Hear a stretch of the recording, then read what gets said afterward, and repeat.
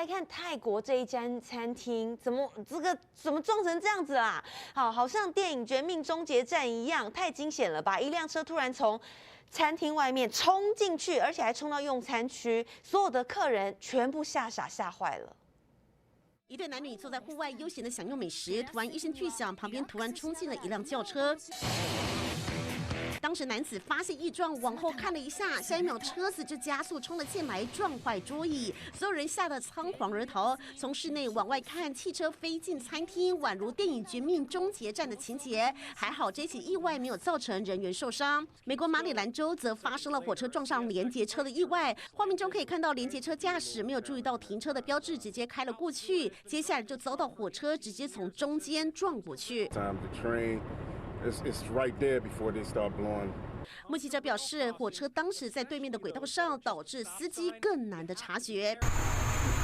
惊险场面也在泰国上演。画面中，这名骑着脚踏车的男子冒险穿越铁轨，正当他要冲过时，转头一看，火车刚好经过，他吓得停下脚步，脚踏车直接被火车撞翻。 另外，印度这一群人试图穿越铁轨，突然大家往左边一看，慢慢往后退了回去。一名男子骑着摩托车试图要回转，没想到却卡在铁轨上，但他不打算放弃，还蹲下身挪动。眼看火车就要到了，他只能无奈逃跑，摩托车也瞬间被火车撞成废铁。记者综合报道。 再来，国际消息是在加拿大的萨斯克彻温省发生了随机攻击事件，有10个人死亡，15人受伤。警方说现在锁定了2名男子，还请当地的民众要躲在安全的地方，小心有人闯入。还说如果看到可疑车辆，赶快先远离，再报警。 加拿大发生恐怖的随机杀人事件，2名男子持刀攻击路人，已经有10人死亡，15个人受伤。2名凶嫌驾驶一辆黑色的轿车逃逸。Canadian authorities are calling it a mass stabbing, encompassing some 13 crime scenes. A manhunt is now underway. 警方目前已经锁定了2名嫌犯，并公开姓名和相关的资料。有一部分的受害者可能自行前往就医，预计受伤人数会再增加。Here that some of the victims they believe right now may have been targeted, but others may have been random. 警方召开记者会，呼吁民众不要离开安全的地方，注意是否有人闯入住所，也不要随意的搭便车。加拿大总理杜鲁道也宣称，这是一起惊恐而且令人心碎的案件，政府正在密切关注案情的发展。 另外，在美国纽约曼哈顿发生了一起抢劫事件，一辆黑色宾士车在大街上猛烈撞击另外一辆银色丰田修理车，两车在路口相撞，还波及到停在路旁的车辆。 车子停下之后，抢匪从宾士车下车，殴打银色车辆的驾驶，抢走了一个手提包逃逸。整个过程宛如动作片电影情节，让目击的民众吓傻。另外，在维吉尼亚州的诺福克市发生了枪击事件，造成2人丧命、5人受伤的惨剧。这些受害者大多是当地的大学学生。枪击现场原来正在举行聚会，但因为不明的原因争吵，随后就发生了枪击案。记者综合报道。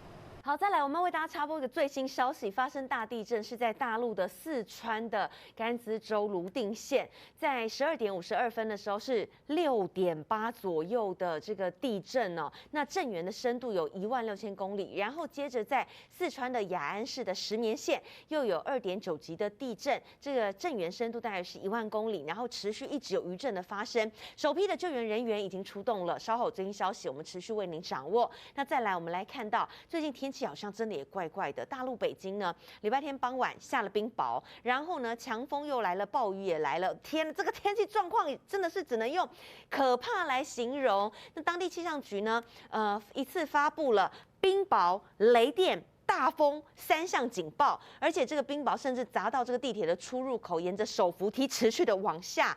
民众呢都是抱着头快跑啊！通往地铁站出口的手扶梯竟然有冰雹砸进来，一颗一颗冰雹沿着阶梯往下弹，速度快得有如子弹，乘客吓得惊呼连连。走到出口外头，风雨交加，雨势惊人，路人手拿包包冲进地铁站避难。大颗冰雹洒落地面，发出噼里啪啦声响，犹如爆米花不停炸开，整条路几乎完全被覆盖，像是铺上了一层白地毯。捡起冰雹一看，每颗都像鸟蛋一样大，砸在车辆挡风玻璃上，根本看不清前方的路。北京周日晚间降下冰雹，伴随8级强阵风和雷阵雨，市区出现惊人的高频率闪电，当地冰雹、雷电、大风3项警报齐发，北京2座机场至少600架次航班停飞。超强巨浪打向岸上，如猛兽般惊悚骇人。台风深蓝诺又转为强台，在大陆浙江掀起10公尺巨浪，最大风力达到16级。浙江全省紧急疏散31万人，多地宣布5号停课1天。深蓝诺经过大陆持续北移，预计将在6号清晨登陆南韩。济州岛首当其冲降下豪雨，明天为止最大雨量预估将来到400毫米。南韩全国机场500多班航班中，有超过一半的300多架次全数停飞。记者综合报道。好，我们再来关心俄乌战争。真的还在打，超过半年了，还没停。乌克兰最近临近的这个赫尔松前线有一处城镇，民众开车在路上，结果就遇到了爆炸事件，差一点他就被炸到。那现在乌克兰打什么战术呢？推陈出新，说一辆乌克兰的坦克居然在进行超视距的打击，而且是精准的打到10公里外的俄军坦克。路上白色汽车直直行驶，眼前突然发生爆炸，火光一闪，浓烟冲天，车子穿越烟雾，急忙停了下来。还好车上人没大碍。爆炸发生地点距离俄乌战场乌克兰的赫尔松前线只有几公里距离，乌军前几天才在赫尔松展开反攻。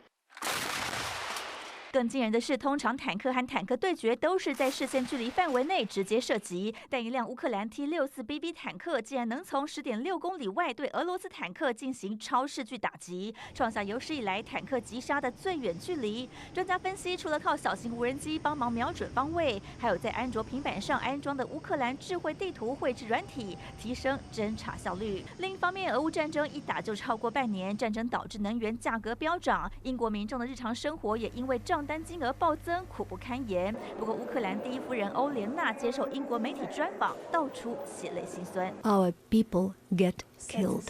So when you start counting pennies on your bank account or in your pocket, we do the same and count our casualties. 欧莲娜心痛表示，俄乌之战拖累全球经济，连英国人都开始担心口袋里的钱，更别说乌克兰，经济惨，性命更受威胁。战争造成的恐怖危害绝对跨越国境。记者综合报道。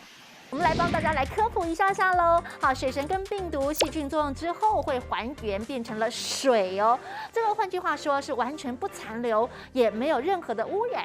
一天你就算使用上千次，也完全都不会刺激皮肤。小朋友、baby、儿童、孕妇完全都可以用。欢迎大家上快点购